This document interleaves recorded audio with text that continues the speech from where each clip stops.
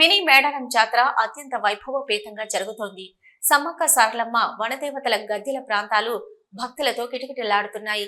రాష్ట్ర ప్రభుత్వం ఏర్పాటు చేసిన ప్రత్యేక ఏర్పాట్లతో భక్తులు ప్రశాంతంగా వనదేవతలను దర్శించుకుంటున్నారు.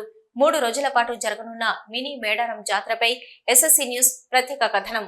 ములుగు జిల్లా తాడ్వాయి మండలంలో ఈ నెల 12న ప్రారంభమైన మినీ మేడారం జాతర గతంలో ఎన్నడూ లేని విధంగా భక్తులను గద్దెల ప్రాంతాలపైకి దేవాదాయ శాఖ అధికారులు అనుమతిస్తుండటంతో భక్తులు సంతోషానికి అవధులు లేకుండా పోయింది.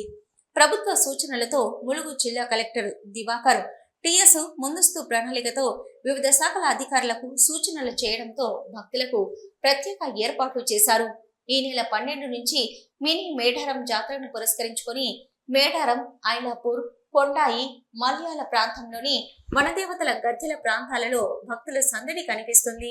మేడారం గ్రామంలోని గద్దెల ప్రాంతంలో భక్తులు వడదెబ్బకు గురి కాకుండా చలవ పందిర్లు ఏర్పాటు చేయడంతో పాటు గద్దెల పరిసర ప్రాంతాలలో ప్రత్యేక మ్యాట్లను ఏర్పాటు చేశారు. జంపన్న వాగులు నీటి ప్రభావం లేకున్నప్పటికీ భక్తులు పుణ్యస్నానాలు ఆచరిస్తున్నారు. మహిళలు బట్టలు మార్చుకోవడానికి ప్రత్యేక గదులను ఏర్పాటు చేయడం జరిగింది. మేడారం గ్రామానికి 4 దిక్కుల దాదాపు 3 కిలోమీటర్ల వరకు నిత్యం పారిశుద్ధ పనులు చేపడుతున్నారు. జిల్లా పోలీసు యంత్రాంగం ప్రత్యేకంగా 1000 మంది సిబ్బంది నియమించి ట్రాఫిక్ జామ్ కాకుండా చర్యలు తీసుకోవడంతో పాటు గద్దెల ప్రాంతాలలో తొక్కిసలాట జరగకుండా భక్తులకు సూచనలు చేస్తున్నారు. 3 రోజుల పాటు జరగనున్న మినీ మేడారం జాతర ఈ నెల 15తో ముగియనుంది. జాతర సందర్భంగా రాష్ట్ర ప్రభుత్వం మేడారం గ్రామంలో దాదాపు 5,30,00,000 రూపాయలతో పలు రకాల అభివృద్ధి పనులు చేపట్టగా ఐలాపూర్, కొండాయి, మాల్యాల గ్రామాలలో లక్షల రూపాయలతో పనులను చేపట్టారు. రాష్ట్ర ప్రభుత్వం మినీ మేడారం జాతరలకు నిధులు కేటాయించడంతో జిల్లా కలెక్టర్ దివాకర్ టిఎస్ జిల్లా యంత్రాంగాన్ని అప్రమత్తం చేస్తూ నిధులతో చేపట్టవలసిన పనులను పలు శాఖల అధికారులతో సమావేశాలు నిర్వహించి అంచనాలను తయారు చేసి పూర్తి స్థాయిలో పనులను పూర్తి చేయించారు.